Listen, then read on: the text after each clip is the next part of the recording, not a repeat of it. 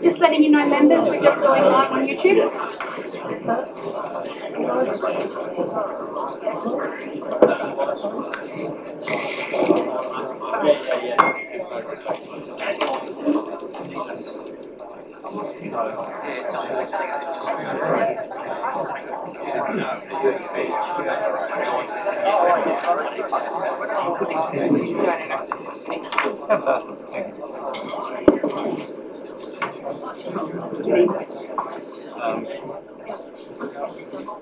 Yeah, someone it happened to me, Matt, as well. I think someone went along and shook the bottle. I've had it sitting there for 10 minutes.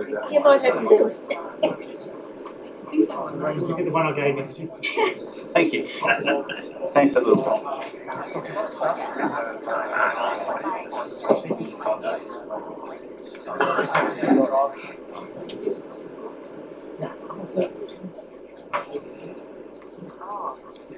Yeah.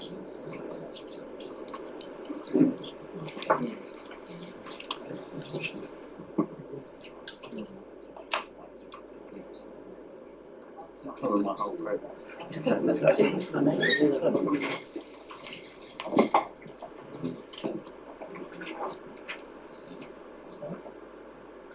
Good evening, everybody, and welcome to the Ordinary Council meeting being held on the 16th of December at 7 p.m. Before we get into formal proceedings, I'd like to start with an acknowledgement relating to the Bondi shooting. Before we begin, we acknowledge the tragic events in Bondi and the lives that were lost in such senseless violence. On behalf of the City of Prospect, we extend our deepest condolences to the families, friends and communities affected, and our gratitude to the first responders and bystanders whose courage and compassion shone through in the face of horror. Moments like this remind us of the importance of community, care for one another, and our shared responsibility to foster a society grounded in safety, empathy and respect. I would like now to pause to reflect and to stand in solidarity with all those impacted. Let us take a minute of silence.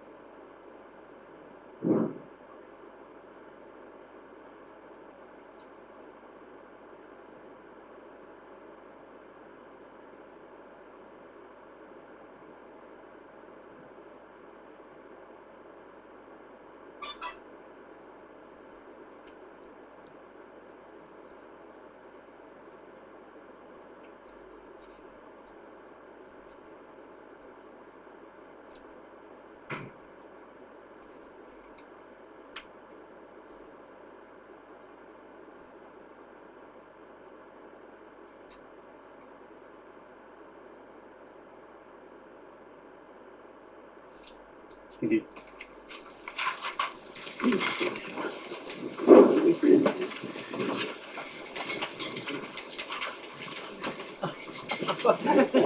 Testing your last minute here. Item 1.1, the Kaurna Acknowledgement. The City of Prospect acknowledges that we are on the traditional country of the Kaurna people of the Adelaide Plains region, and we respect elders past and present.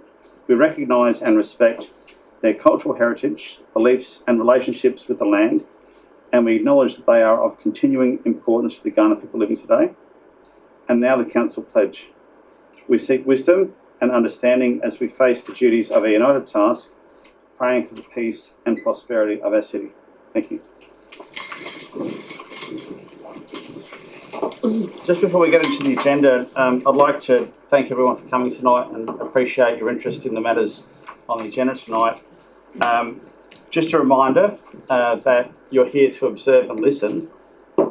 Apart from public question time, which will open up in a minute, there's no opportunity to engage. And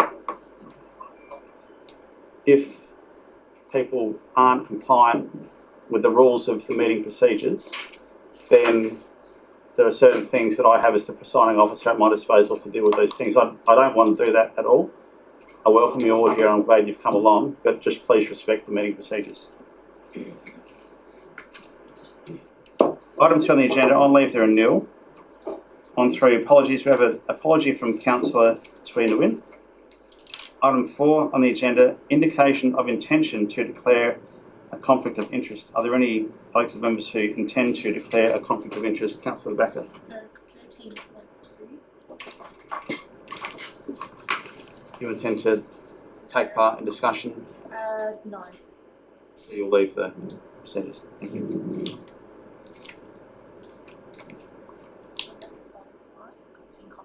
At the time when we get to it, and just before you leave, yeah. Item 5, confirmation. Oh, sorry, Councillor That's Lane. all right. Yes, item 10.1, so I'll be declaring it. Thank you. Item 5, confirmation of minutes. Do I have a mover? Deputy Mayor Nelson, would you like to speak to the motion? No, thank you. I have a seconder. Councillor Barnett, would you like to speak to the motion? I don't think there's any need to sum up. Councillor Nelson, sorry, Deputy Mayor Nelson. So if that's the case, let's put that to the vote. All those in favour? Against, carried unanimously. Item 6, public question time. So the rules of public question time will allow 15 minutes for questions from members of the public. If you'd like to ask a question, I'll ask you to come forward to the table, state your name and your suburb for the purposes of the minutes. And there may be quite a few questions tonight, so it'd be appreciated if you do have a question, if you could be succinct with your question. And if either myself or the council staff can answer the question, we certainly will answer the question. If we can't answer the question, we'll have to take it on notice. So we cannot answer every question for various reasons. It's not avoiding anything, it's simply we do not have the answer to the question at hand. So with that in mind, and my trusty timekeeper at the ready, are there any questions from members of the public?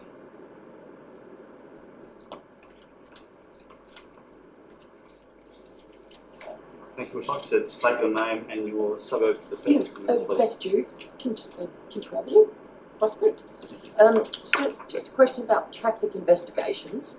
In this last agenda, page 369, 376, and it goes on to 381 and 386, it's to do with the previously council has given, or whether it's consultants or councillors, have given a reassurance that there will not be traffic lights at the end of Kintore and Burwood. I want to know, what is that premise sitting like now? Is that going to be a yes or a no? At this stage, does anybody know? You seem to be able to put everything into buildings, whatever, but there's very little coming out about traffic. Thanks for the question. So I'll have a crack at answering that question first of all, and I might defer to the CEO as well. So we've, as per the report, we've had studies undertaken by Adelaide's preeminent expert in that space. They've conducted a detailed study on potential traffic flows in and out, to and from, so on and so forth. They've also analysed and put forward a couple of scenarios which may be considered and put in place down the track. The decision to put in place traffic lights on Main North Road wouldn't be a decision that council could make itself. It would need to be a decision that we would have to talk to the Department of Infrastructure and Transport with regards to. And so at this point in time, there's been no decision made with regards to putting in place additional traffic lights on Main North Road. CEO, anything else to add? Through you, Mr. Mayor. No, I think you've summed it up pretty well. So, yes, you're right. Ultimately, given that Main North Road is the Department of Infrastructure and Transport state road, it will be ultimately their decision if and when traffic lights are ever installed on any intersection along Main North Road, be it Kintore or indeed any other intersection. It is possible, in fact it is likely, that DIP will turn their mind to and need to consider the traffic impacts of a future development at higher density on Main North Road on the Prospect Lifestyle Precinct site. Obviously, councillors have made their views clear that they would prefer not to have an intersection at Kintore and Main North Road, but I can't speak for members or how they will vote. I can certainly tell you that ultimately that decision will be made based upon the best traffic advice and ultimately is a decision to make. So I think it's hard for council to guarantee anything on an asset that we don't own if we can't fully control. And so I suppose the same would apply to the previous traffic report, which in one of them it said that no matter what happens on the precinct, it has to have 2 exits. And that was written in one of the reports from one of the companies, that it's a safety mechanism and that those exits must not just be going to Kintore, it must be going to another street that can access either Prospect Road or Maynooth Road, but from a different direction, not just one exit, because that was presented during the 24th council meeting. So again, thanks for the question. Until we get to the point, which is at some point in time in the future, if we get to the point, that we have design concepts that we have progressed, then that will be a consideration as part of those design concepts. At this point in time, there's been no decision made with regards to what might be built on the location that you're referring to. So there's nothing I can confirm with regards to that specifically, but I can guarantee that if we do move forward in some way, shape or form, then that's a consideration that is front and centre and will certainly be investigated and discussed and decided upon at a point in time in the future. Right. Thank you.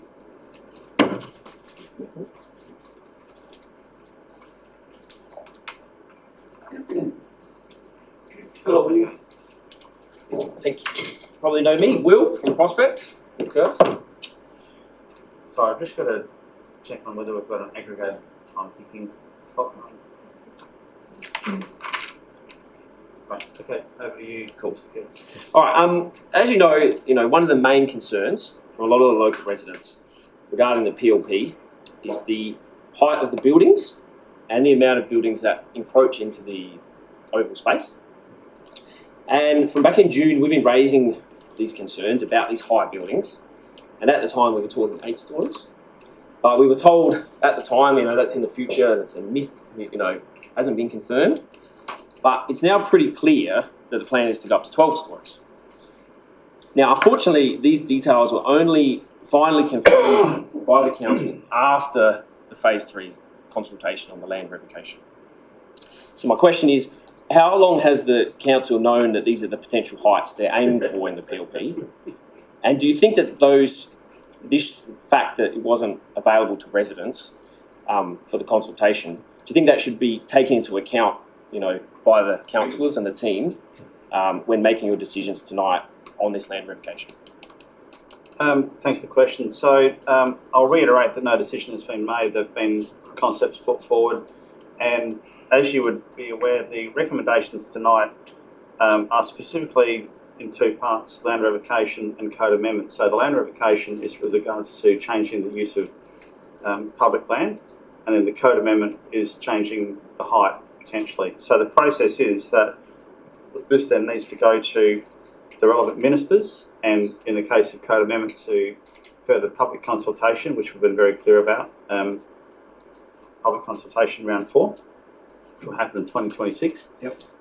Based on the feedback, based on the studies that we've done at this point in time, and based on future information which we gathered through further consultation and further advice from experts, we'll then have the opportunity to assess what heights we may go to. So at this point in time, I'd like to reiterate that whilst various options for us to consider have been put forward, there are very stringent processes in place that are yet to have an outcome, which will determine if there's any change to the heights at all, and if we can revocate the land from its current use to a different use. So that's the answer I've got. CEO, anything else you'd like to add? Look, only potentially a point of clarification, Mr. Mayor, and that is the revocation process, which is about the classification of land. Is it community land or is it operational land? Operational land can be built on. Community land has limited use generally for recreational or community uses. Yep. That is the consultation effort that you speak of that went through October, November, and the decision council making tonight on revocation is to refer that to the minister for consideration. Even if the minister says yes to that, there's still a final gateway on revocation, which is the council need to make a final decision confirming the minister's position. Yep. That is a separate process, entirely separate. I know they're running in parallel and it's hard sometimes to disentangle the two, but the code amendment process speaks to land use and density. So this is, for example, on the parcel of land known as the PLP, can we build to 3 stories, 5 stories, 8 stories, 12 stories, and if so, where on those particular parcels can you build to that height? The process that will, subject to council's decision tonight, potentially move forward there is to refer that question to community consultation. And that's the one that sounds like you're concerned about, Mr. Curtis, which is around density and height, and you didn't know about this in the last consultation. That's because that last consultation was around community land classification, not about density. I know that's hard, it's complex, but I understand. that density question will be consulted in far more detail, frankly, than you're probably accustomed to with recent consultations, because the legislative requirements for code amendment consultations are higher. You will see another consultation process, and I know we've had a few, another one beginning in January, early February, to go for 4 weeks, is it, Ms. Taylor? 6 weeks, into mid-March. So there will be consultations specifically on the question of heights and density, subject to council's decision tonight. If council don't proceed tonight, the consultation clearly won't happen. But if council do choose to put that to consultation following a decision tonight, then there will be further consultation on heights and densities starting in late January or February for 6 weeks. Okay, I appreciate that, and it's just the more information we get, the better the community is informed. Thank you. Thank you.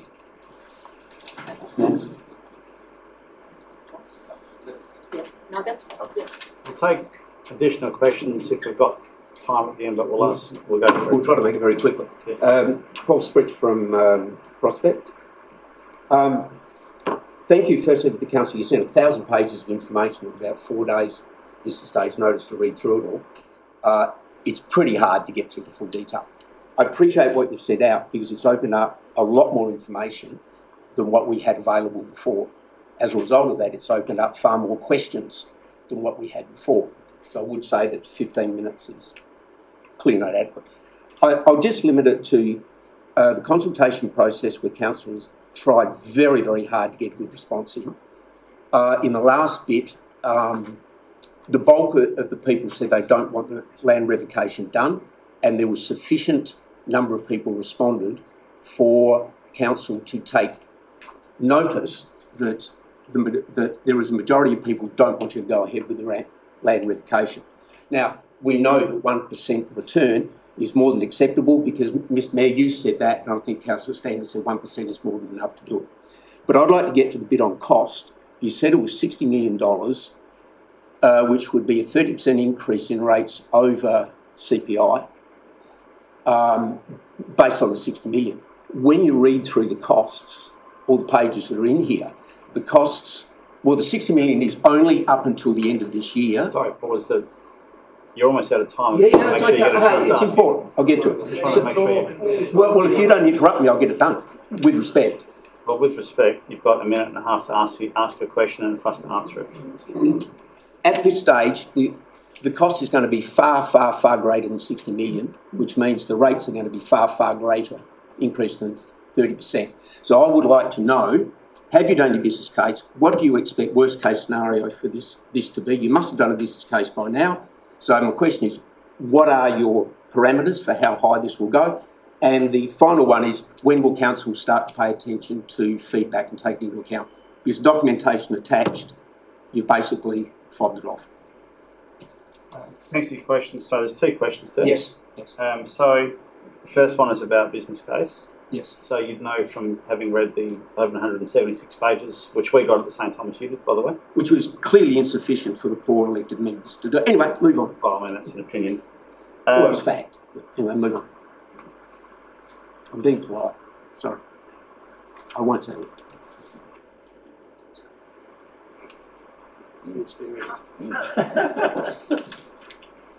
Using up So- time. Yeah. I'll just remind you that you're not entitled to say anything, and if you do, then I can suspend meeting procedures and I can ask you to leave. So I'll just ask you to be quiet and observe. Be polite about that, and I'd like you to be polite in return. Thank you. Sorry? Good. So, all right, one more chance, and then I'm going to ask you to leave. If you keep talking, I will ask you to leave the building. So, business case.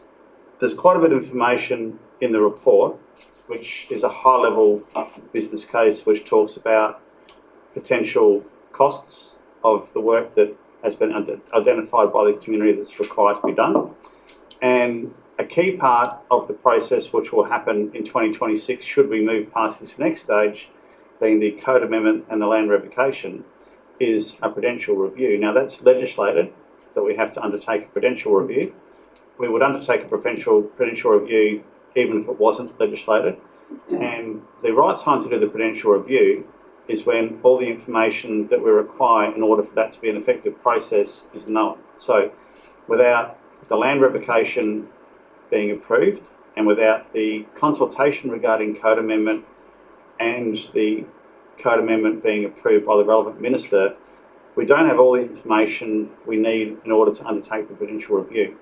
As you'd be aware from having a look at the roadmap, which was outlined in detail in the report, one of the critical stages next year, should those processes be undertaken and approved by the relevant ministers, is the expression of interest process, which is going out to the market and looking at what we might do there, receiving that information, and at that point in time, and there's other T's to cross and I's to dot, we will have all the information we need to undertake a detailed business case, and that's done through the prudential review. Now, Council has an audit and risk committee which is engaged specifically to take that sort of information and put it through its paces. That's not something which is done alone by the elected member group, and I can assure you that the audit and risk committee and the elected members, if we get to that point, will put a huge amount of scrutiny into the prudential review and ensure that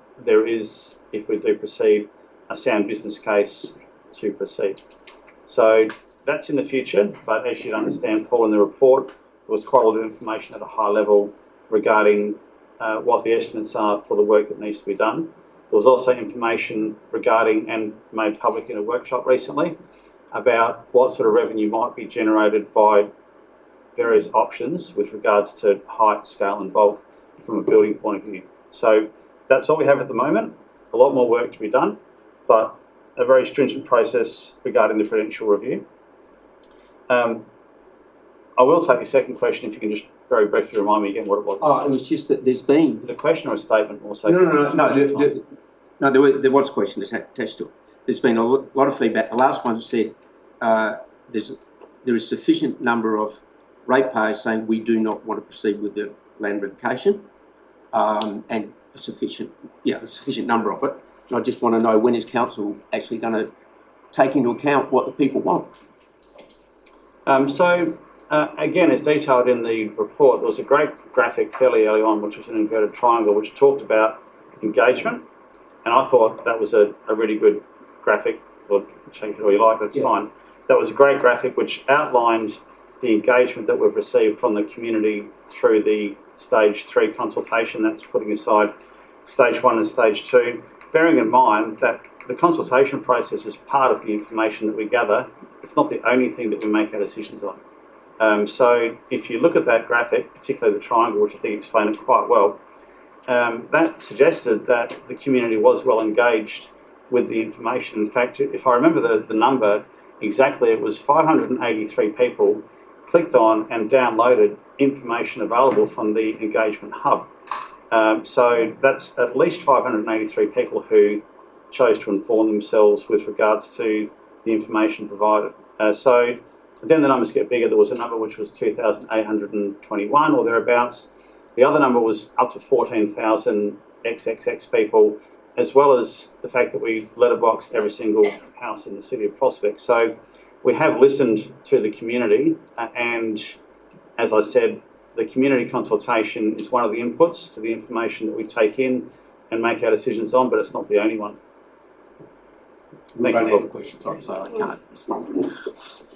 Well, I'll double check on that, but there might be other people who we are out. I'm able to take one more question if there's a.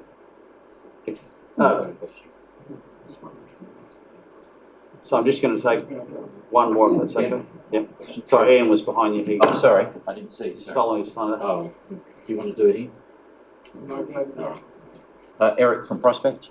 I was at the last council meeting near the end of November, in which there was dissemination of information around the height of the development, and Mayor, you were quoted in the Advertiser a few days later stating that the council was pursuing a 12-storey development, and I assume that was on the basis that there was no income coming from the joint venture.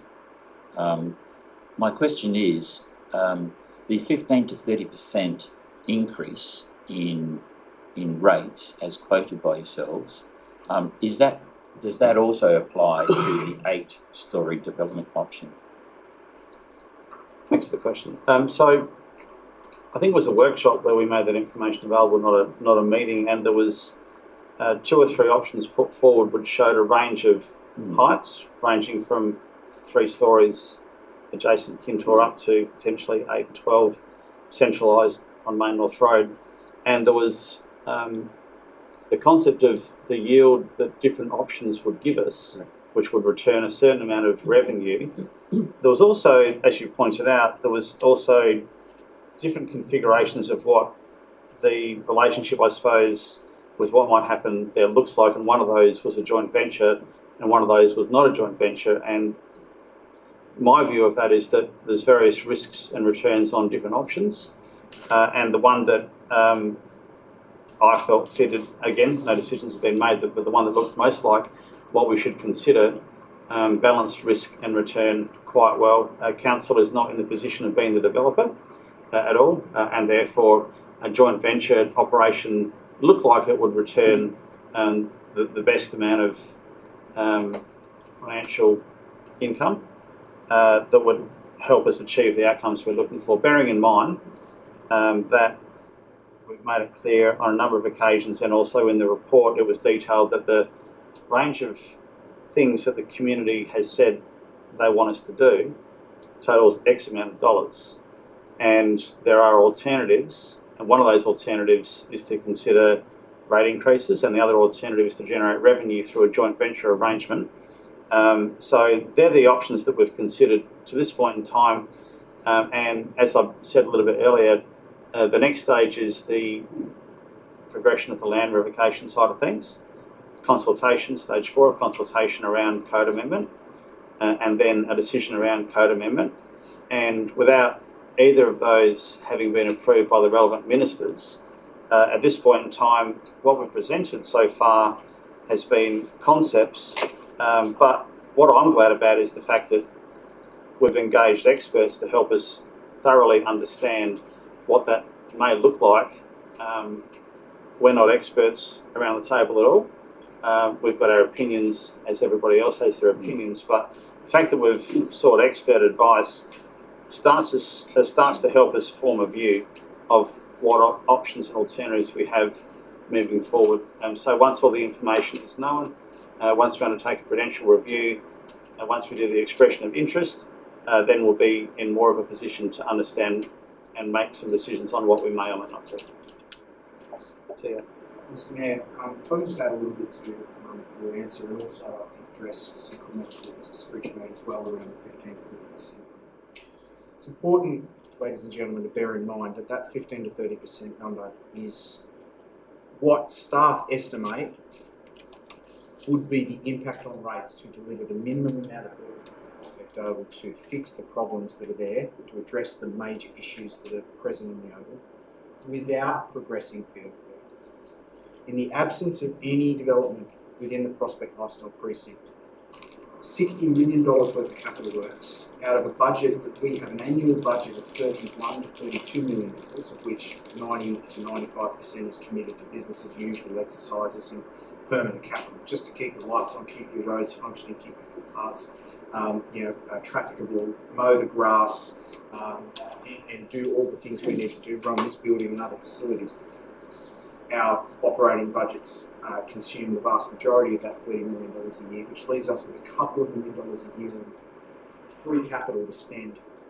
And with a couple of $1 million a year dribbling into the Prospect Oval precinct, it will take a long time to do anything, and we won't be able to do anything else for decades with that limited amount of funds. So staff made an estimate over the 15 to 20 year period of spending $60 million above and beyond our current budget, and estimated that the impact on rates to service the debt that would generate would be between 15 and 30%, depending upon how fast those works were delivered and to what quality they were delivered.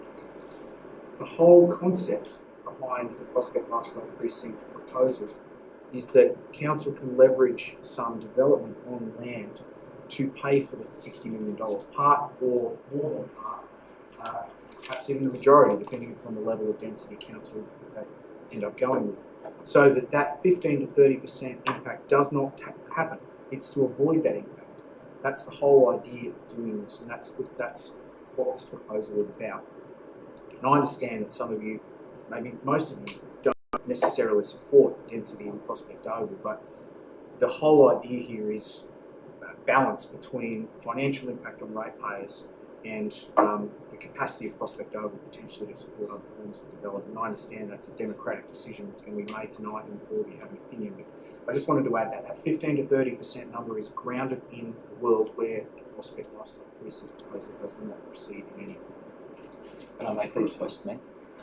During this process, it's been quite clear when I read that article again that to the uninitiated, that unless the council builds a 12-storey complex, then the ratepayers will incur a significant rate increase. During this process, could it be made quite clear and shared with the residents that what the impact of an 8-storey complex would be, or 10-storey complex versus a 12-storey complex?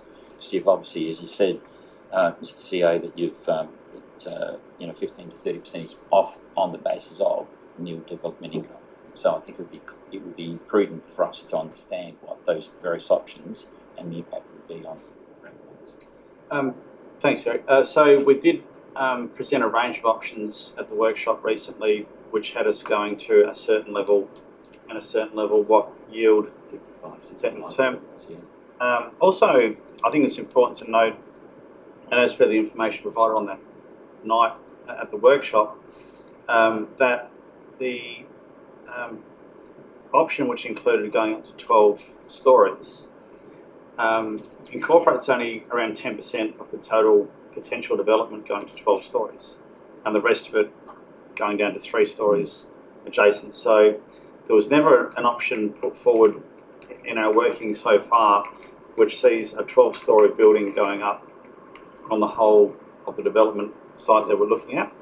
10% footprint, which was up to 12 stories in one of the options. So we have presented various options and what the return is.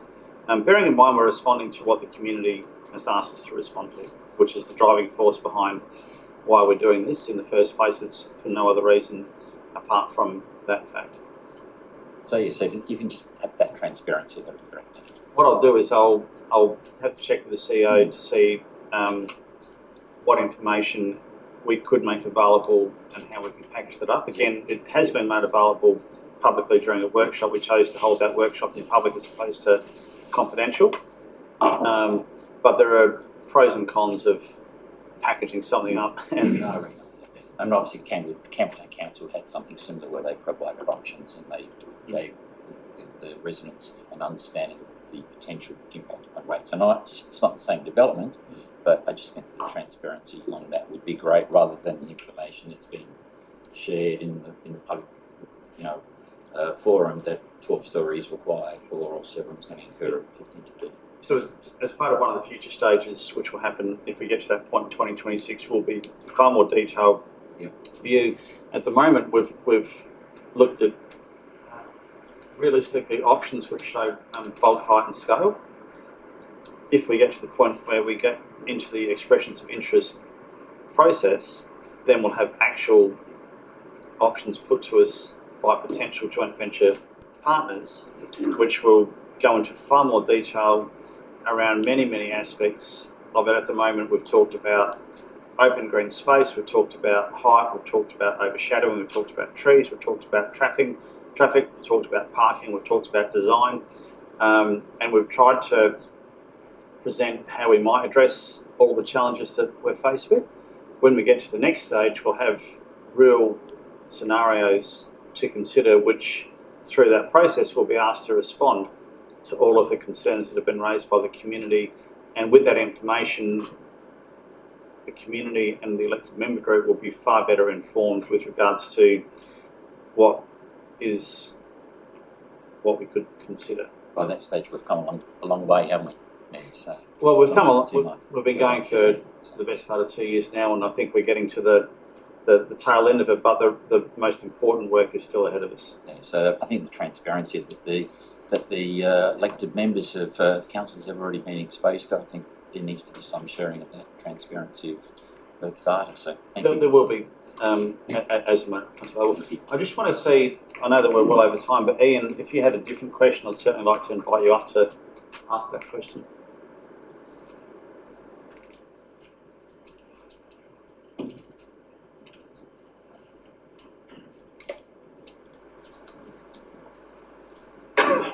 It's Ian Ross from Prospect. Thank you. I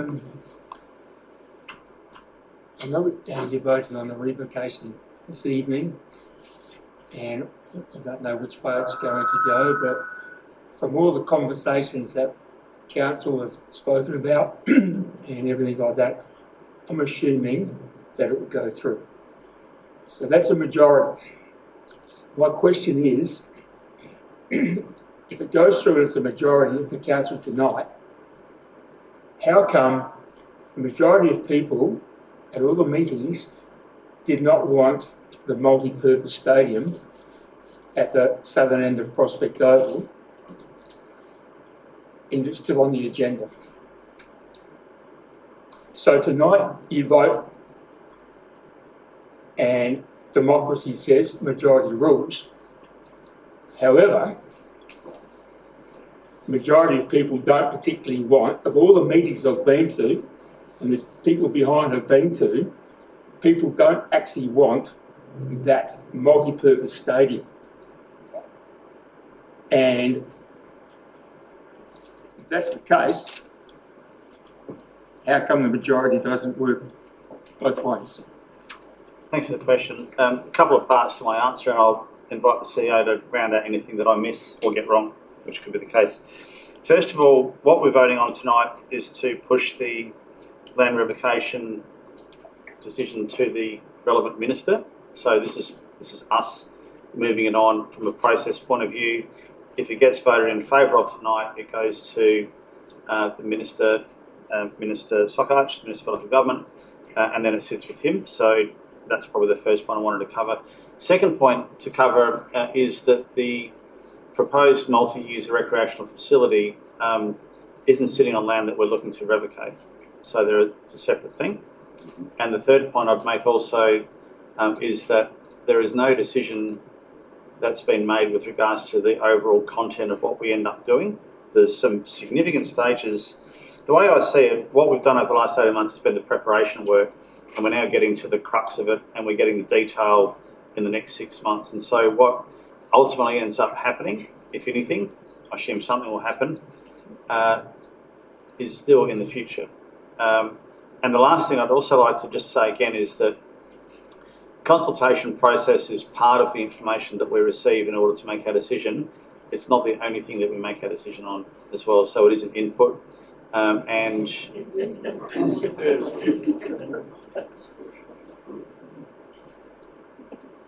so it's an input. And from my perspective, up to the end of stage 3 of consultation, stage 4 is ahead of us. And there is clearly quite a lot of the current preferred master plan option, which is very different to what we saw when we first started. And a lot of that is directly as a result of listening to the public through the consultation process. So, What public are saying that. I guess my concern is that 98% of people didn't vote, and I've been to the meetings here. Sorry, I'm just And going to the limit councillor has actually said Yeah. we're taking it as a yes vote. Yeah. And the I just want to other. limit it's a question opportunity. So Okay, you've asked so- your questions, Yeah, okay. and I think I've answered those questions fairly. Thank you. Okay, thank you. All right, we've gone well and truly above. So thank you for those questions. Let's move on to item 7 on the agenda. Petitions, there are nil. Deputations, there are nil. Questions without notice. I'm sure there are some questions without notice, and I'll look to my east I was actually going to to Councillor forward Beckett. a confidential item prior to questions without notice. So what are you requesting, Councillor Beckett? Well, just in response to some public comments, 13.1 Prospect Lifestyle Precinct site feasibility options, and I'd like to have it in public, but obviously that's up to the rest of the council members. So there's two parts to that. One part is bringing it forward, Yep. and the second part, you're requesting that it be not in confidence. That you're That's correct. requesting it. That would obviously do. So you could do two things. So one, to bring it forward, and that's a choice that you can make. And I guess Well, we could bring it forward and still hold it in confidence, which would mean Yes. we'd have to clear the room, hold it in confidence, and then bring everybody back for the rest of the agenda. So we could do that. that's possible. Yes. Okay, so you're proposing to change the order of business. So you'd like to bring.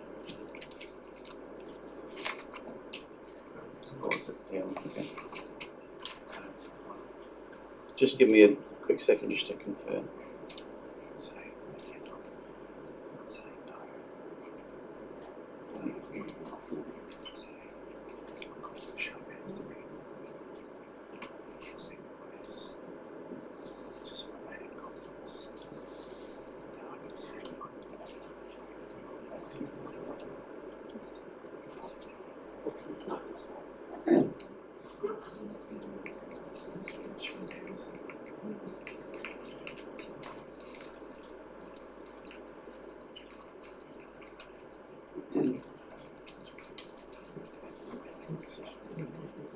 Okay, so what I'll do is I'll call for a show of hands to bring that item forward. Can I have a show of hands in favour of bringing the item forward?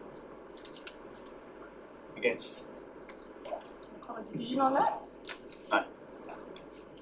I'm pretty sure you can't because it's not a motion, but so we won't bring that item forward. Thanks for asking. If I wanted to, at the end of the meeting, we could still have a vote to not go in confidence or in confidence. That's still possible. You can put forward a motion for it to be not in confidence, which would require a mover and a seconder, and then the normal discussion, and then a vote. So you can do that when we get to the item on the agenda for sure. Thank you, Councillor Beckett. Questions without notice? Councillor Beckett. Thank you. And can I just say thank you to the staff for assisting me ahead of the meeting. Just in regards to green spaces, has this been a contentious term? The planning code does not actually define green spaces, but does define soft landscaping. What portion is the PLP soft landscaping as a percentage, referencing the plans at page 13 of 10.1? I'll have a go at answering the question, and then I'll also defer to the CEO. So what we've seen so far are design concepts with nothing locked in, and in the roadmap that has been presented as part of the report, there's a detailed, I think I recall having a conversation with Director Pearce, and his view was that we were at about 10% of what final design might look like from that perspective. So there's a lot of work to be done yet before we arrive at what we might be looking at ultimately with regards to green space. And I understand that the terminology is a little bit, wavy. That's not our terminology. That's the terminology that we have to use. But we're a long way away from having a decision in place which locks in anything at this point in time. I'll just ask the CEO to say that in a better way? Through you, Mr. Mayor, it's not really an easy way to put it.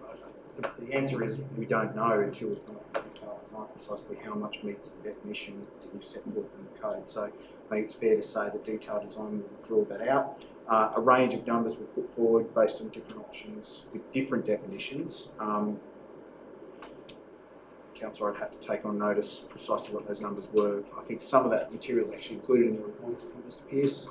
So there's obviously information relating to the definitions we've used already presented in the report. Apart from that, I'm going to have to take on notice and also contingent on the detail.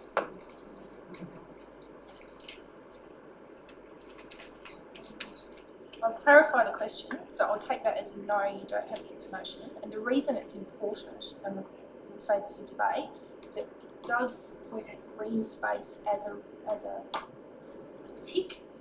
But green space isn't defined in the Planning and Design Code, so there is a reason for that.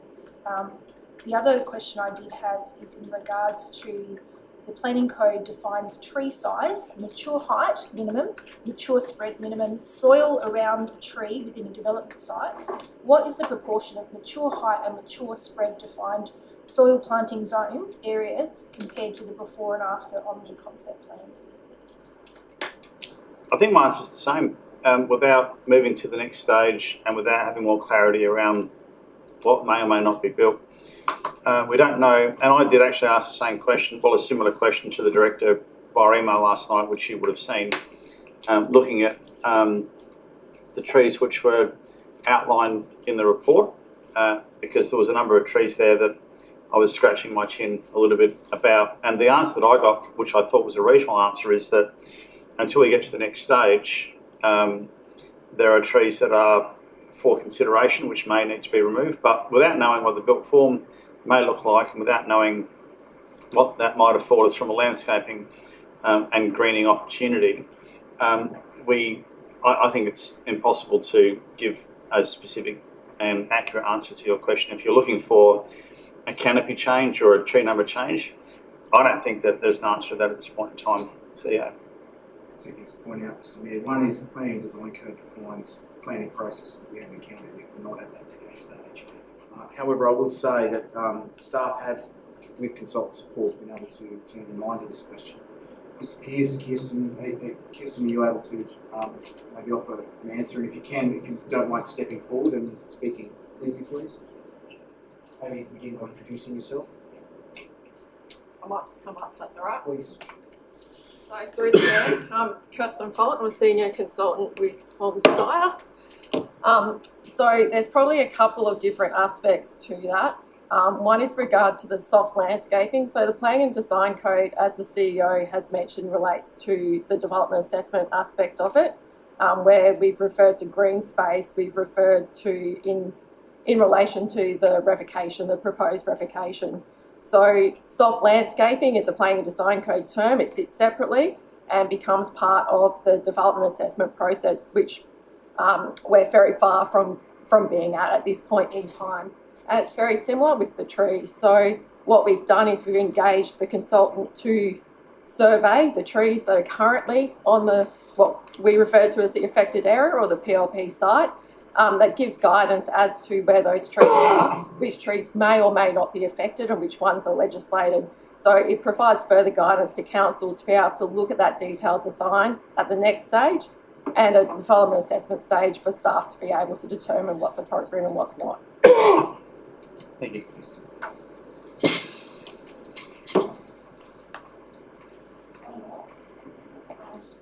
So just in regards to the council endorsed a tree calculator methodology at the most recent meeting of council, assigning a dollar amount to mature trees, i.e. the value to the ratepayer. What dollar amount has been apportioned to the mature trees suggested to be removed as part of the proposal? I think the answer to that question is the same as the answer to the previous question, and that is that you are correct. Each of the trees identified in the report has a value. It's got a health and a lifetime and circumferences and those types of things like that, plus a value. And until we get to a point in time where we thoroughly understand what we're dealing with regards to removing trees? It's impossible to give an answer to that question. CEO, do you agree or have a different view? Mr. Pearce, Kirsten, you able to add any context or further information? So through the Mayor, sorry. Look, that was something that we became aware of over recent days as well, was that endorsement of the calculations. It's very difficult for us at this point in time to sort of relate that to the trees on site, because they are talking very different measurements. So it talks about breast height, whereas we talk at 1 metre above ground level, and things like that. So that would require, I guess, notice be given. We can have a look at that. But again, it really does depend on the trees that will be impacted or won't be impacted at this point, where we're sort of a long way from sort of determining that relates to the detailed design process. But happy to take that question on notice and have a look at it further if that's what's requested. Thank you. Councillor Becker, any more questions? Same debate. Thank you. Any further questions without notice? If not, let's move on. So, item 10 on the agenda, reports for decision. 10.1, Prospect Lifestyle Precinct Design Principles, Community Land, Revocation and Code Amendment on page 4 now.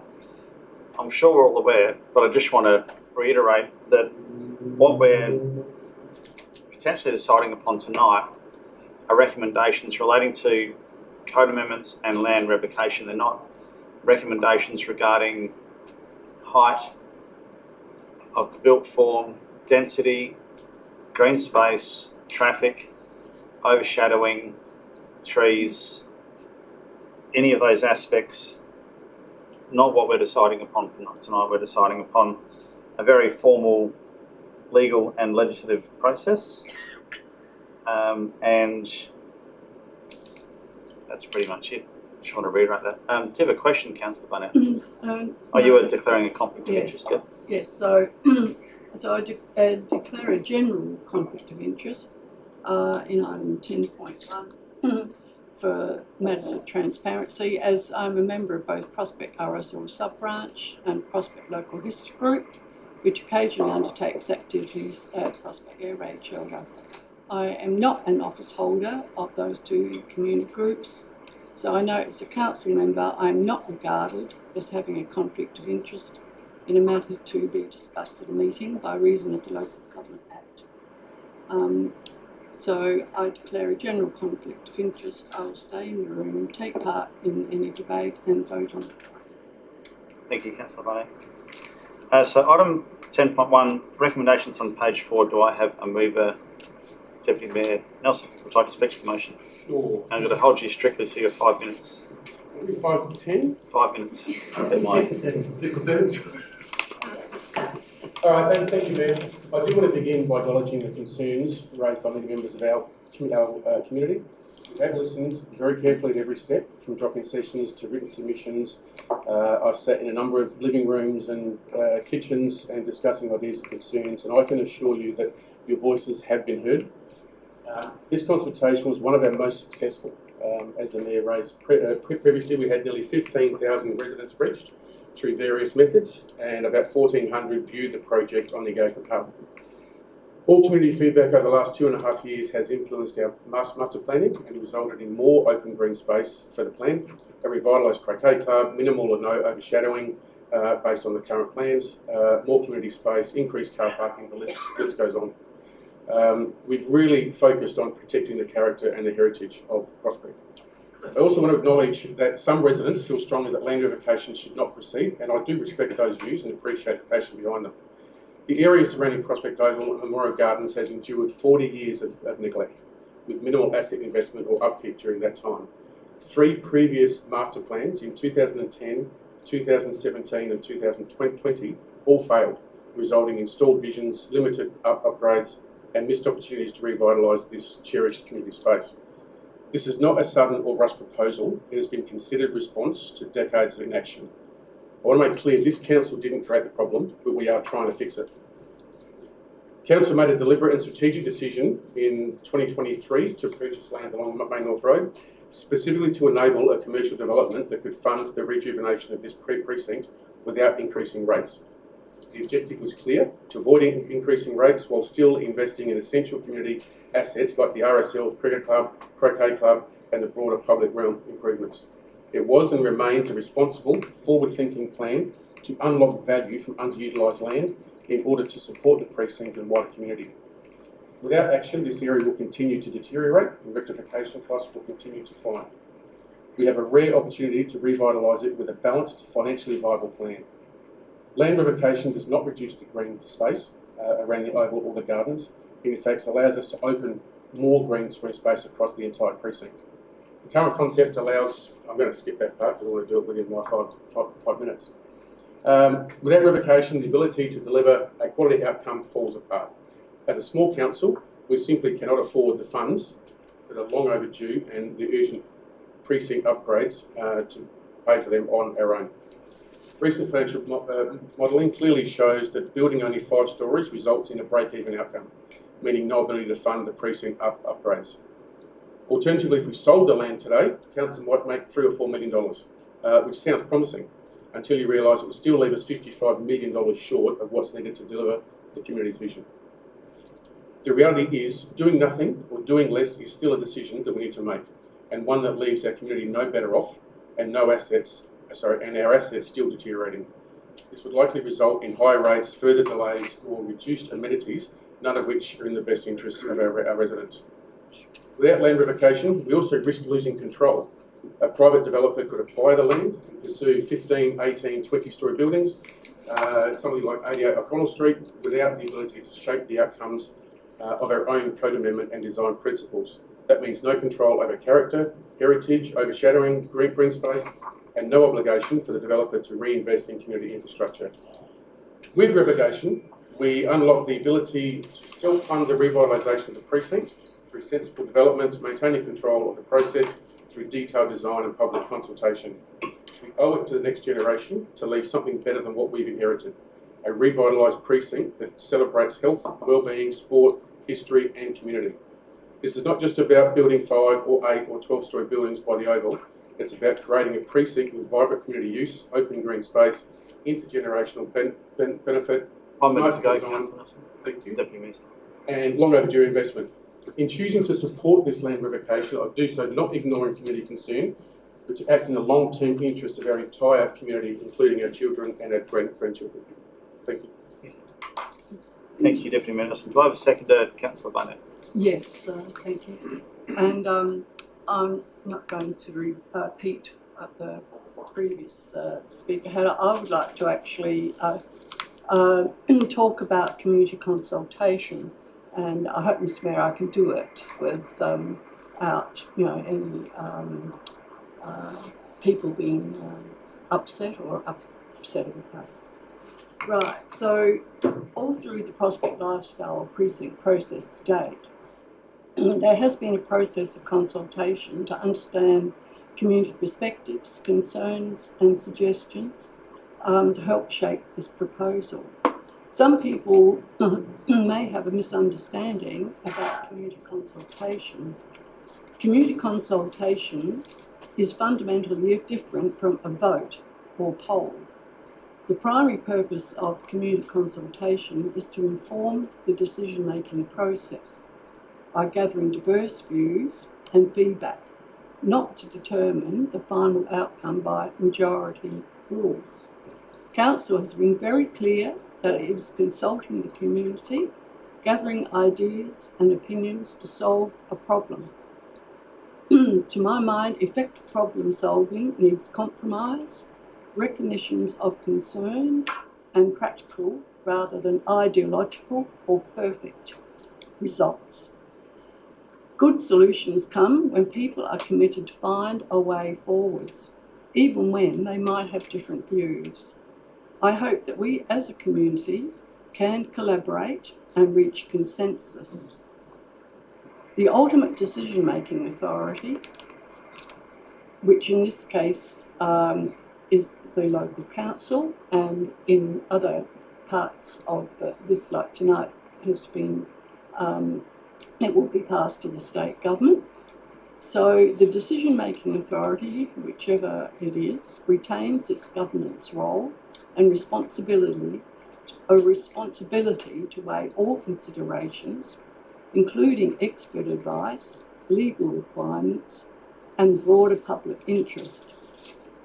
Not only feedback from the consultation. These are all components which we as a council, or if it's the state government, have to consider. So submitting the proposal to revoke the classification of community land does not limit council's ability to address community concerns. So we can do that, and this is could be coming later. We do it through design controls, through development agreements and ongoing engagement phases. Revocation does not imply the immediate sale or disposal of land. It positions council or its community to explore options that maximise community benefit and financial return through a design-led process informed by further consultation with stakeholders. And I think that that's where I will leave it, right? Because I don't want to, I want to allow other people, other elected members to have to say. And so I thank everybody for listening. Thank you, Councillor Burnett. Any further discussion? Anyone that would like to raise some points that haven't already been raised so far? Councillor Gillett. Yes, thank you. So, noting the points that have been made, we absolutely have to do something. This is not a do-nothing option. And I think through the community feedback, certainly our community are very supportive of that, acknowledging the fact that we need to do something, but it's how we fund it. And going back to the newspaper article, and thank you for raising it, it's not the only way to raise funds. We can do a split of development and rates, and even elected members haven't seen all the permutations, but I think it's worth considering that we can also look at the service levels, what we do when. So I think it is a mix of what we can do. But anytime we've got a big problem like this to solve, I always go back to what problem is it exactly we're trying to solve? We're the second smallest council in Adelaide. Most of our rate base is residential. So when we have capital projects, how do we fund it? I'm not scared to have the conversation on boundary reform and amalgamation. And I think that's something that I'm going to bring to the January meeting, because I think what happens, this is Prospect Oval, but what happens with St Helens Park? What happens with Barker Gardens?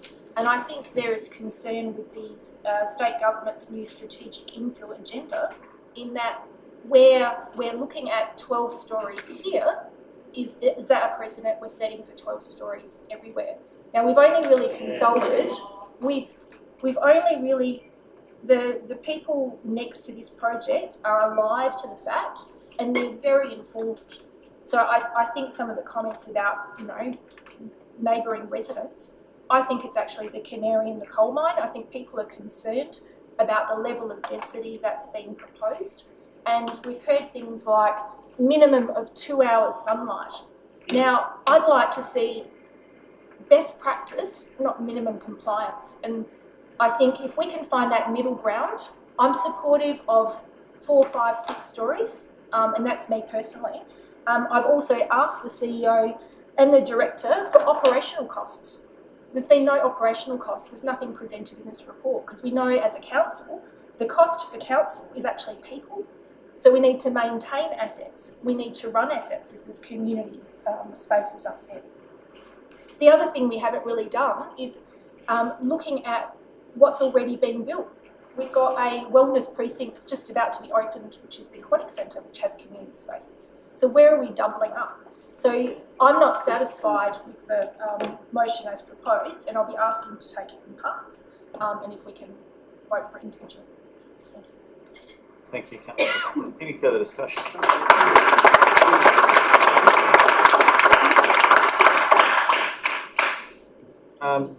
If there's no further, Sorry, I asked for further discussion. I saw no hands go up. Just building the drama. You just I had a question before my 5 minutes starts, if that's okay. our Legislative question. rules, thank you. Yeah. The report acknowledges contamination remediation around the overmounds and notes that the cost estimates are preliminary and exclude escalation. If remediation costs materially exceed the current estimates, what's Council's financial fallback position? And does revoking community land reduce Council's ability to manage or to defer that risk? CEO, on for you. I might begin, if you don't mind, Mr Mayor, through you with the second of those two questions.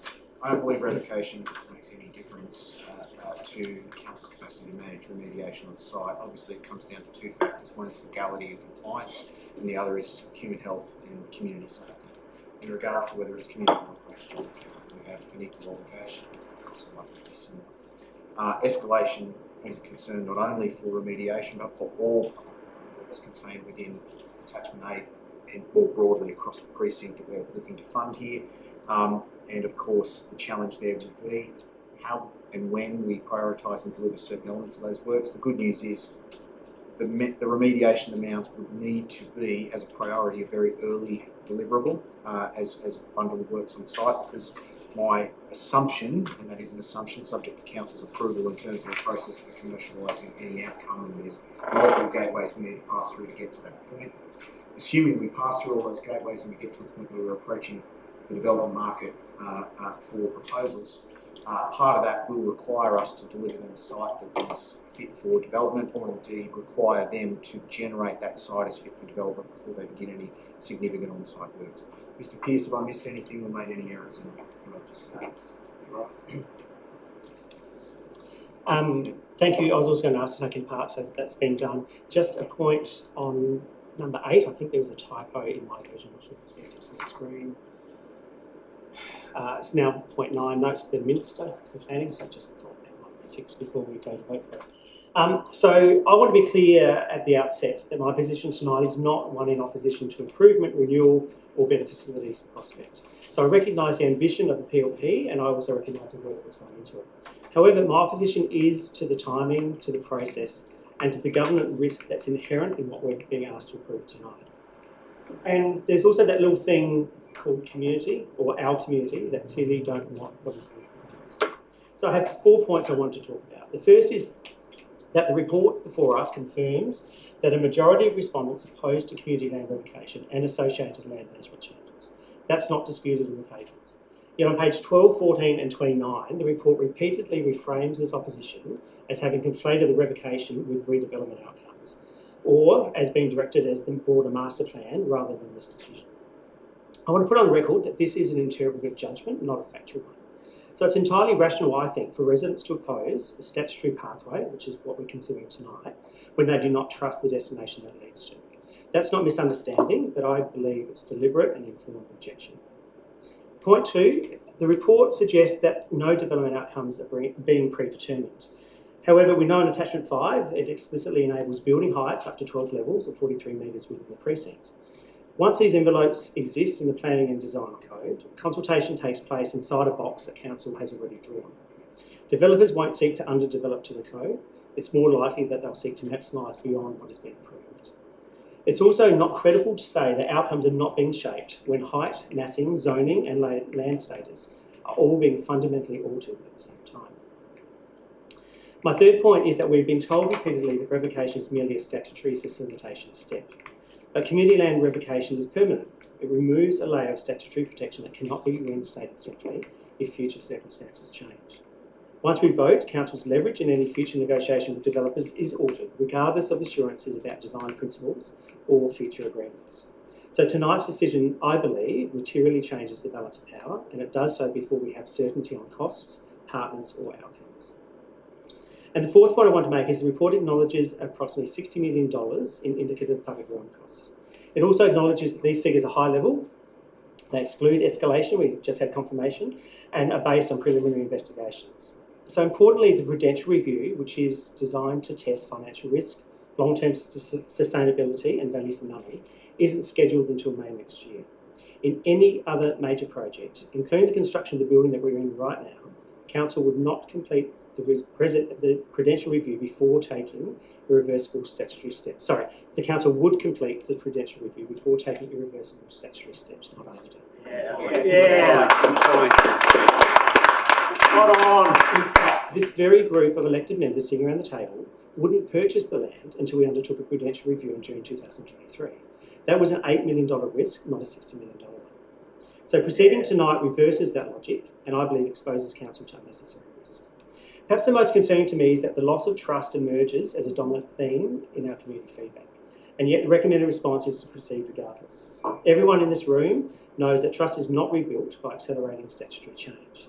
It is rebuilt by demonstrating restraint, sequencing decisions appropriately, and showing the community that Council is prepared to pause when uncertainty remains. And it's for these reasons and many others that I can't support tonight item 10.1. I am supportive of making this space a great community space. I've said this in the chamber on many occasions. These are our timelines and we can slow them down if we want. The land isn't going anywhere. And I know at least one elected member will say it will cause embarrassment and we should just get on with it. But I think the opposite is actually true. I've also said that we should better master plan the entirety of the Main North Road frontage. I've said that a multi-use facility would be better placed on Main North Road, providing better exposure, and in itself would reduce much of the community angst we're seeing right now. 1 minute, okay. And if it costs $60 million to do what we think we want around the oval, let's think about what we want. Maybe, just maybe, we should look to what we need instead and phase any changes beyond the immediate timeframe. I also make this decision on the unreasonable impact to residents and not just those adjacent.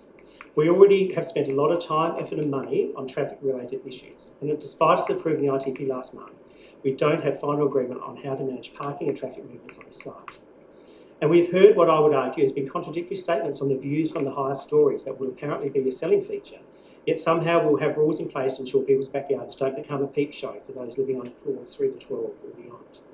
And we've seen overshadowing modelling on the worst day of the year, the winter solstice. And while that modelling is important, it's not the lived reality test. Residents do not experience shadowing on a single technical day. They experience it repeatedly across the winter months during the hours when people actually use their homes. If a property is materially shadowed on 21 June, Councillor Grant, time's up. Can I just have 10 seconds to finish? It will also experience meaningful shadowing for many weeks before and after that date. In fact, the fact that only a few houses are affected does not make the impact insignificant, but it concentrates it. These households bear a disproportionate loss of amenity for the benefit of broader redevelopment without any mechanism for mitigation and compensation. I'd urge elected members to reconsider the sequencing of these decisions, to listen to the majority of residents, and to place prudence, trust and the public interest ahead of momentum. Thank you, Councillor.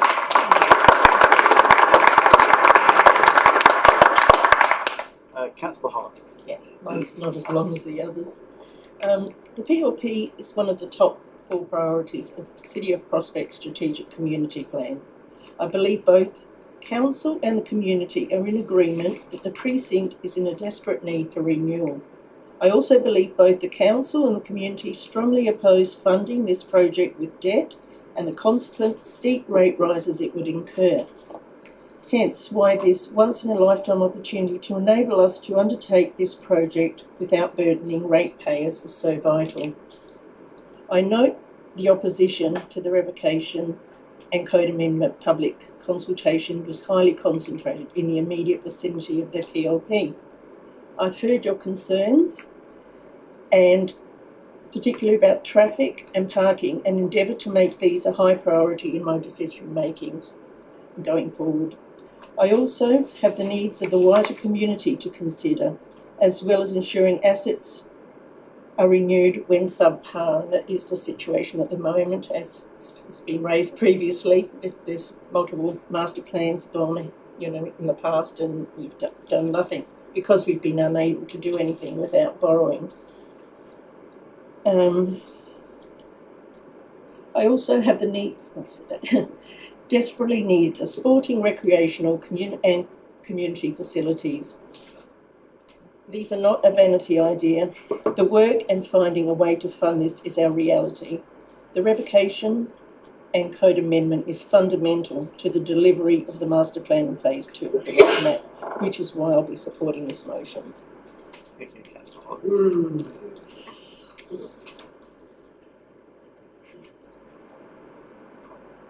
Any further discussion? Got a few people here. Yep, that's fine. We don't have to. Okay, if that's the case, I'll go back to Councillor Nelson to sum up. Thank you, Mayor. Yeah, I'd just like to start. There was a comment made earlier about sunlight regarding the 2 hours that's required. I think it's important to note, and just for there's a lot of misinformation going around, that 2 hours of sunlight is part of the planning code, and this council has already dismissed that, saying that would be unacceptable. So I just want to make that point. As we consider this land revocation, I want to take a moment to reflect, not just on what this motion enables, but on what the alternative would mean. I've gone through that in the past, but doing less or doing nothing doesn't serve our community. We know what the numbers have said. We know that 5 stories doesn't break even. We know that building just on that Main North Road land doesn't fund what we need to fund. Any building would likely need to be 10 to 12 stories, boundary to boundary. And we don't want that overshadowing down Kinter Avenue. Yes, we could sell the land, make a short-term gain, but that's not going to pay for anything. So this revocation is not just about what we can build, it's about what we can protect. By retaining ownership and unlocking the development potential on our terms, we can fund the infrastructure of the sporting community groups they desperately need. We can preserve and enhance the prospect's character. We can spread out the density to reduce the building heights and increase open space. And we can avoid the uncontrolled outcomes we've seen elsewhere. I respect the views of those who are hesitant, and I hear you. But in making this decision, I must weigh both the risks of action and the risks of inaction. I support this motion because I believe it's the right thing to do, not just for today, but for the future of Prospect. Thank you, Deputy Mayor Nelson. So I won't be taking it in parts, and the reason for that is that we've tested this from a legal perspective. We've received legal advice on that, and the interrelatedness of the various aspects, the 14 parts of the recommendations, makes it too complicated to do that. Taking it in parts, voting in favour of or against one, nulls and voids a different one, but opens up another one. So I won't be taking it in parts. Just point of order. Can we see the excuse me? Can we see the legal advice on that? I suspect so. We don't. We don't have legal advice, and that comes as part of the preparation of the recommendations.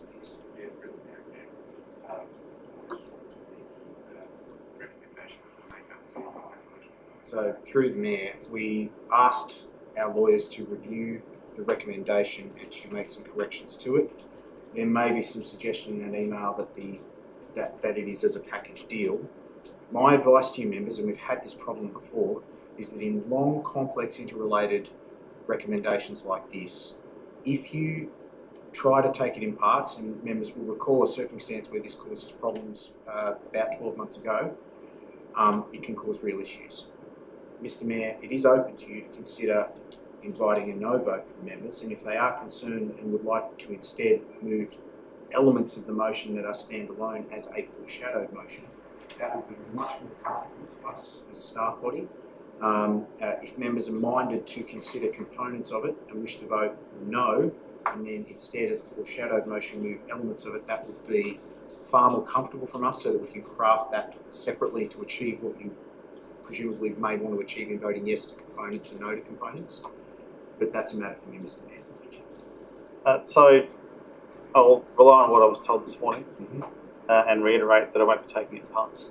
But if there's a foreshadowed motion, then that's a possibility, but at this point in time I won't be taking it in parts. I'll just foreshadow an urgent motion later on for us to have tabled out of session with legal advice. Yep, certainly. Okay, so let's put it to the vote. All those in favour? All those against? Motion carried. Division. So if you voted in favour, please stand.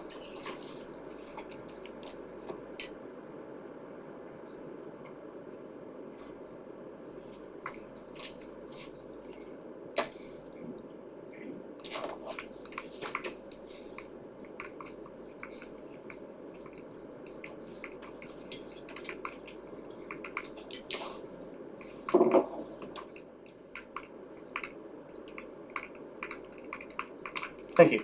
Item 10.2, Community Land Management Plans Update, recommendations on page 1106. Do I have a mover? Deputy Mayor Nelson, would you like to speak to the motion? Happy to, yes. Just very briefly, I mean, these community land management plans are an important part of ensuring community land is managed effectively and legally. Our current plans expired back in 2021, which I was quite surprised to learn, hence the reason for the improvements, and they were very generic. These updated plans reflect more up-to-date legal and legislative requirements and better align with our strategic objectives for the community, so I'm happy to support this motion.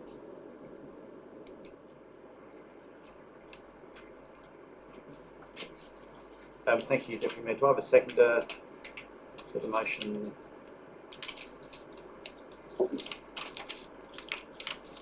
Councillor Barnett. Yes, I'd just like to point out that submitting the proposal to revoke the classification of community land does not limit council's ability, as I've said before, through addressing any concerns that may arise, and the usual way is through design control, development agreements and ongoing engagement phases. So reservation does not imply the immediate sale or disposal of land, as I've noticed some people have said. It positions council to explore options that maximise community benefit and financial return through a design-led process that will then be coming later, has been pointed out in various answers, various questions and whatever. And it will go up to further community consultation. So again, every stage that we're coming through, we're going through community consultation and trying to keep things as transparent as we can. So, support. Thank you, Councillor Barnett. Any further discussion, any points that haven't already been raised in relation to this motion? Councillor Greg. Thank you, Mayor. Community land management plans exist to protect public land. They're also used to define permissible uses and safeguard community benefit over time. They're not meant to be adjusted preemptively to accommodate future development. I don't believe that council should seek to amend community land management plans in anticipation of a ministerial decision that hasn't yet been made. Ministerial approval under Section 194 of the Local Government Act is a jurisdictional gate, and I think a really important one. So until that approval is granted, the land remains community land and its permissible uses and management purpose can't lawfully change. From the community's perspective, I think it looks like council moving the furniture before it knows whether it owns the room. Until the Minister has approved community land replication under Section 194, the land remains community land. I think updating the plan in anticipation of an unmade decision assumes an outcome and undermines public confidence in the integrity of the process. I think this should have laid on the table until the Minister had made his decision and until he had made approval of the land application should he do that. So I think it's a motion. I would ask also it could be taken apart to support item 1, which is the tradition and the normal practice within council is that all councillors I support receiving a report because that's an important thing to do. But I'm seeking advice on whether that's permissible or not. Thank you, Councillor Greg. Any further discussion? Sorry, can I have an answer to the question about taking it apart? Seeking some advice. Whilst I'm seeking that advice, I'm not ignoring you, but I'll go around the table and see if there's anything else that anyone wants to raise with this item. Given I think there is a erroneous 108 draft community land management plan, error 2, that, Mr. Mayor, could cause an issue if members are minded to support one of the attachments but not the other, because that could leave us with a community land management plan that is partially still covering part of the process where only part of the other community management plan might be an issue. If members are minded to only support, let's say, item 1 and not 2 and 3, then yes, you could get away with that in this case. But if members are minded to support 1 and 2 but not 3, or 1 and 3 but not 2, that could cause us a problem, members. Please don't do that. I don't think we can do that. Because we can't. I mean, I can't ask how people are going to potentially vote in order to look at that. So, based on the advice from my non-legal CEO, I won't be taking that in parts either. And we don't have any legal advice to support or not support that decision. It's item 10.2. If there's nothing else to add around the table, I'll go back to Deputy Mayor Nelson to sum up, please. I don't need to sum up, that's fine. Thank you. Let's put that to the vote. All those in favour? All those against? Motion carried. So if you're in favour, please stand. Listening to the community.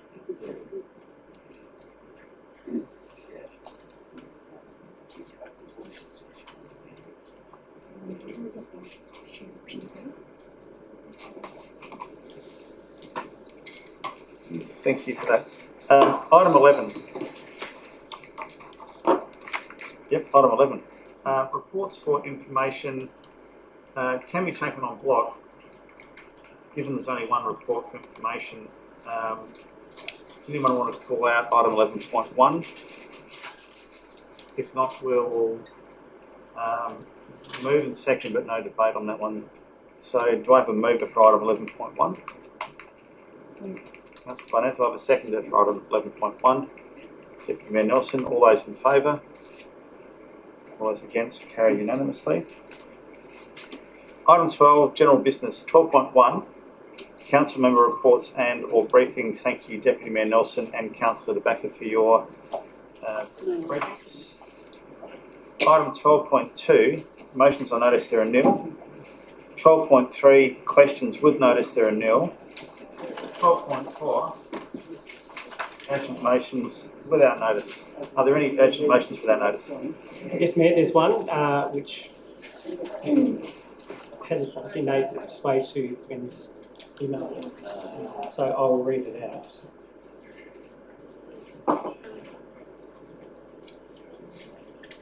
It's a very simple motion that the legal advice providing advice on the voting arrangements be provided to elected members out of session by 23rd December 2025. Just say that on the screen.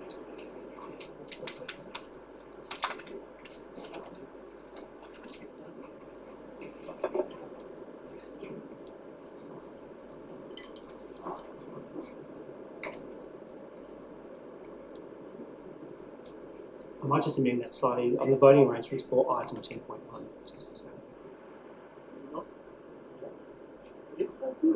I'm not sure whether I quite understand overall, but the voting arrangements, is there a slightly better way you could put that?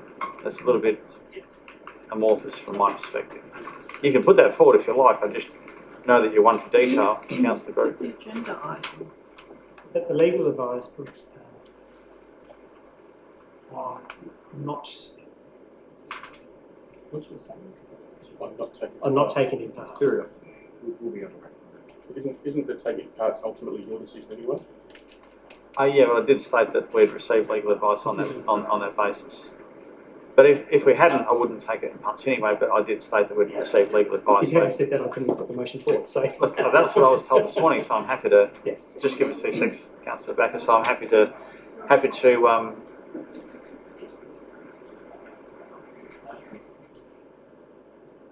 and then delete on the voting arrangements.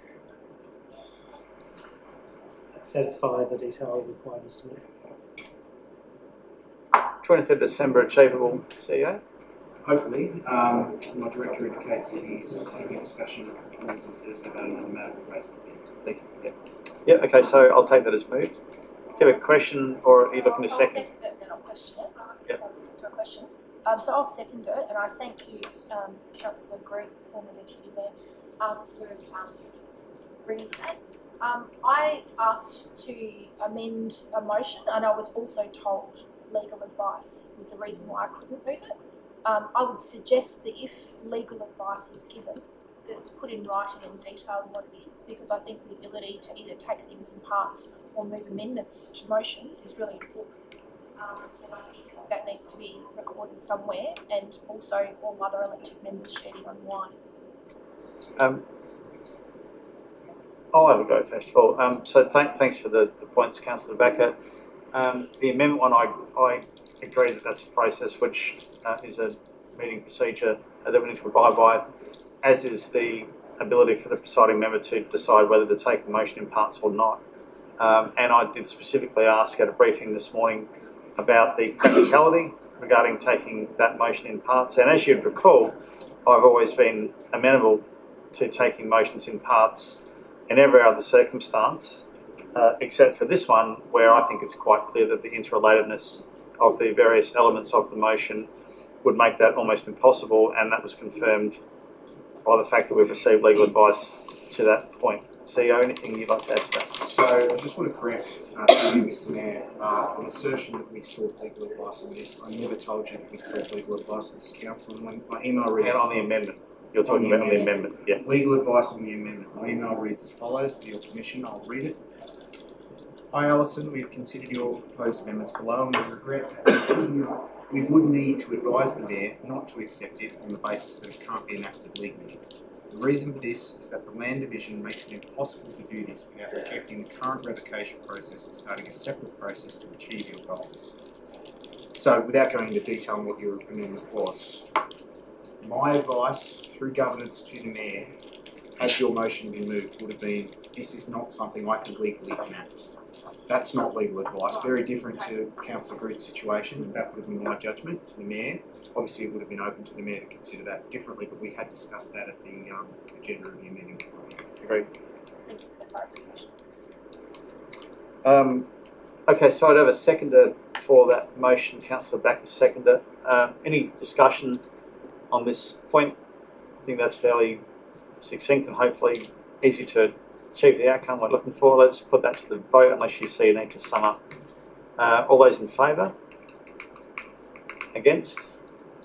Motion carried. You five stand up, please. I believe you five. Me too, yeah. Well, those who voted in favour of, if you voted against, you don't need to stand. You can change it. In favour. You voted in favour of. Sorry, through me as well. Yeah. So we have. Okay, Did so I? you voted against, You can Councillor change your Hyde. mind between sitting and standing. Yes, I'm allowed to. You are, absolutely, yeah. I don't need legal advice on that. Not this one. Thank you. Late reports there are nil. We'll now move on to item 13, confidential items. We'll pause for a couple of minutes to. Oh, I'm going to see whether it moves into confidence. So, recommendation to move into confidence. Do I have a mover? So, point of order, Mayor. Just on Councillor Tabacco's point earlier, are we able? I just, from her perspective around, do we take all items in confidence? I'm really comfortable taking 3 of them in confidence for good reason. But the first one I'm not so comfortable taking into confidence necessarily. I'd like to get some advice about the risks of either not or taking in confidence. I'm just thinking we still have some members of the public gallery here. It'd be interesting to make that decision before we go into confidence.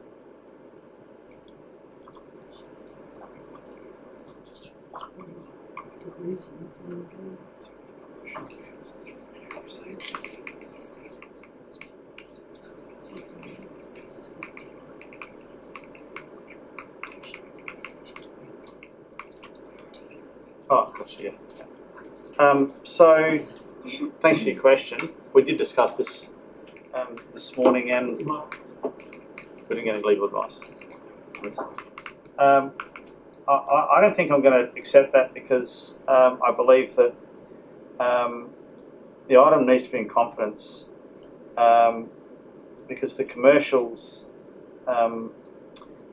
putting the commercials contained in that motion into the public sphere could potentially materially disadvantage the ratepayer and affect potential future decisions. So on that basis, I'm happy for it. You can vote for it not to go into confidence if you like, because it's one at a time. So you have that option. Hopefully that satisfies you to some extent. So there's a motion to go into confidence for item 13.1. Do I have a mover to go into confidence? Do I have a seconder? So Councillor Nelson. Speak to it. I've just got a seconder over here. First of all, Councillor Nguyen, you would like to speak to the motion? Any discussion on going into confidence? Yes, okay. Yeah, I very rarely do this, but because I'm on video still, because we're still recording. Yeah. Okay, if you look at 13.1 and then under the recommendation point 2, the council is satisfied the principle that the meeting be conducted in a place open to the public has been outweighed by the need to keep the information or discussion confidential. I think there's a lot of public interest in the Prospect Lifestyle Precinct site feasibility, and I'll be voting for this to not go into confidence. So I'll be voting against the motion. Thank you, Councillor Becker. If there's no further discussion, then I will call for a vote. All those in favour of going into confidence? All those against? Motion carried. Voted in favour of going into confidence, please stand. You need to change that.